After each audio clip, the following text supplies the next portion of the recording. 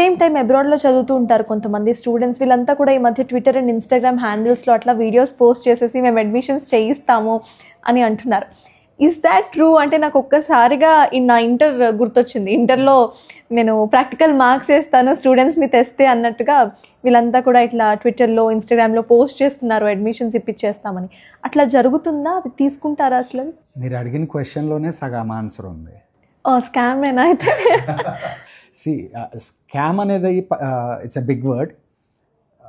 Out of interest ఇప్పుడు పిల్లలు ఉంటారండి. ఇప్పుడు ఒక కంట్రీకి వెళ్ళి చదువుకుంటారు. చదువుకునేప్పుడు ఆ కంట్రీ గురించి వ్లాగ్స్ పెట్టచ్చు, లేకపోతే ఇంకో దాని గురించి వ్లాగ్స్ పెట్టచ్చు, లేదా వాళ్ళ కాలేజ్ గురించి కూడా వ్లాగ్స్ పెడుతుంటారు. బట్ స్పెసిఫిక్గా మెడిసిన్ చదువుతున్న పిల్లలకి అంత టైం ఎక్కడి నుంచి దొరుకుతుందో నాకు తెలియట్లేదు. ట్రూ. నాకు తెలిసి చదువుకునే పిల్లలకి వాళ్ళకి ఆ టైం సరిపోదు మెడిసిన్ స్పెసిఫిక్గా.